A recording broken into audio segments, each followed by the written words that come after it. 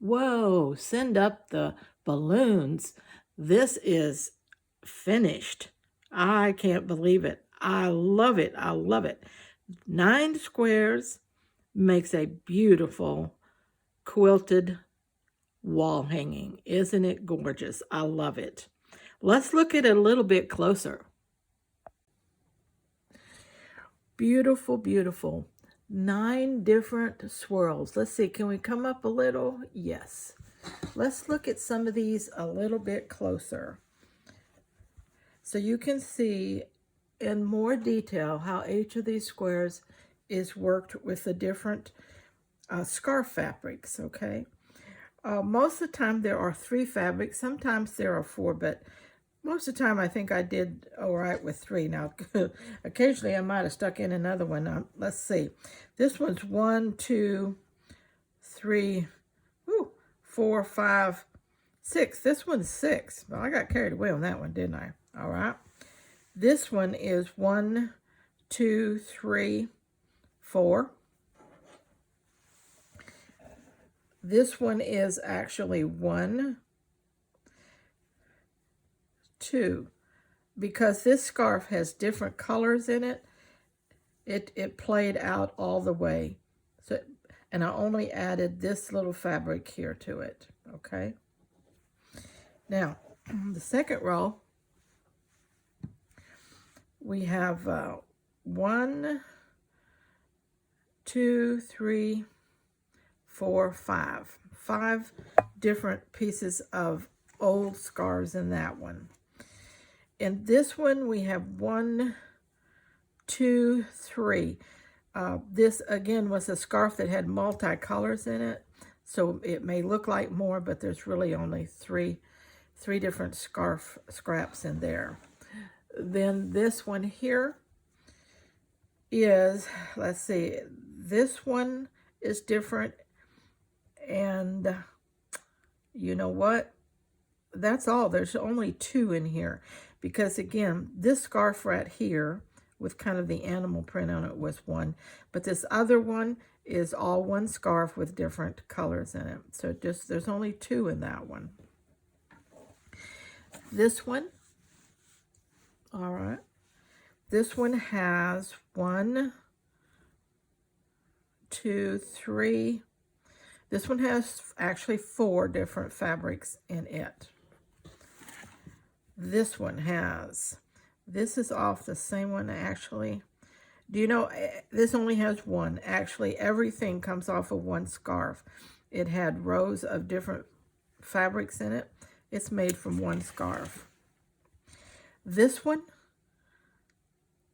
is absolutely, yes, made from 1 scarf. Just all the different colorations.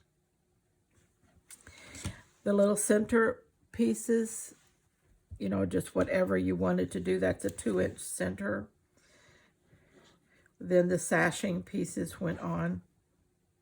And then I quilted around the sashing, going around the corners. You can see how I quilted that around the corner. Little circles show up in the back side, okay?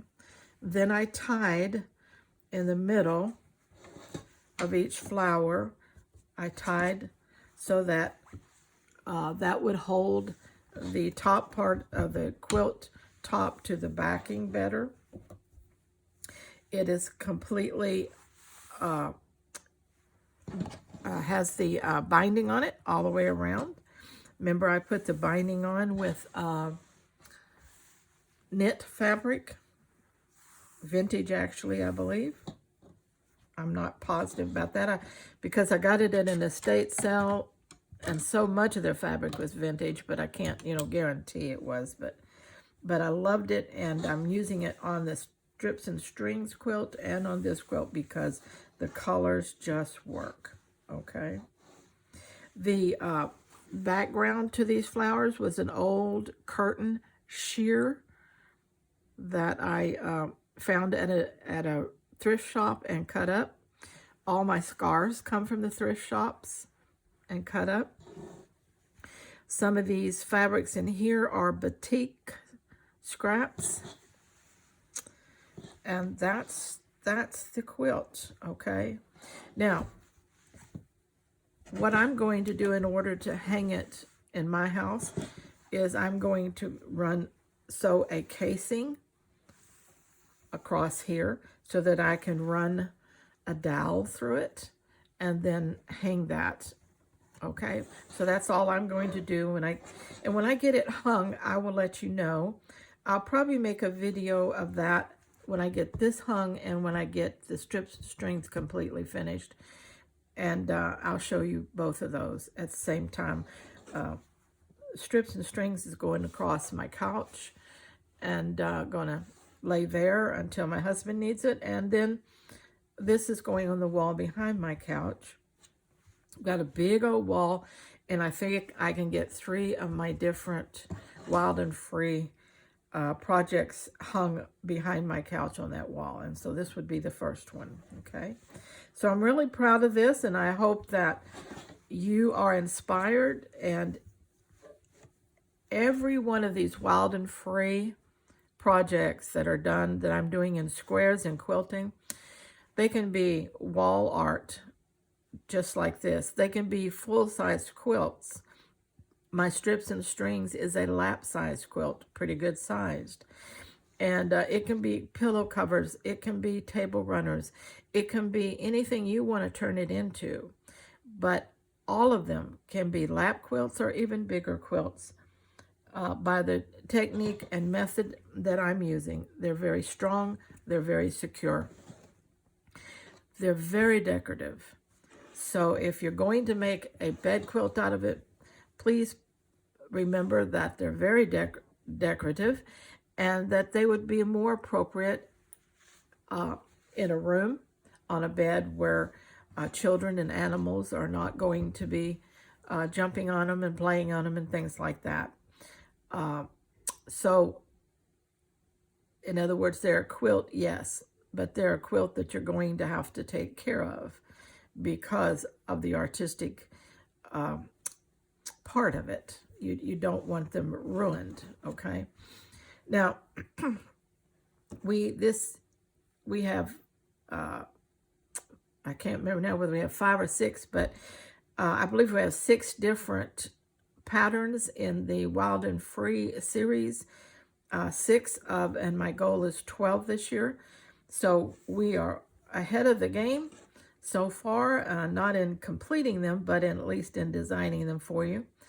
And so hoping that out of these 12 designs, you can find several to keep you busy for the next year or two, creating along with me, because it's just so much fun. And we are using up our scraps, oodles and oodles at a time. And isn't that great, okay? All right, until next time, let's stay scrap happy. And by the way, I've put a new saying on my channel that this is soul stitching. S-O-U-L, soul stitching. I think that's so appropriate because don't we put our heart and soul into our projects? They come from within us. Designing comes from within us. Executing comes from within us. Every stitch we make comes from within us. This is truly soul stitching. And I also think it really applies in my case because I'm decorating my home with them. It's me. It's my personality that goes into these things. And so soul stitching to me is a good definition of what I'm doing here at Icky Chic Designs. So if you want to do some soul stitching, come over and grab a design and stitch along with me. Till next time, this is Linda. Take care.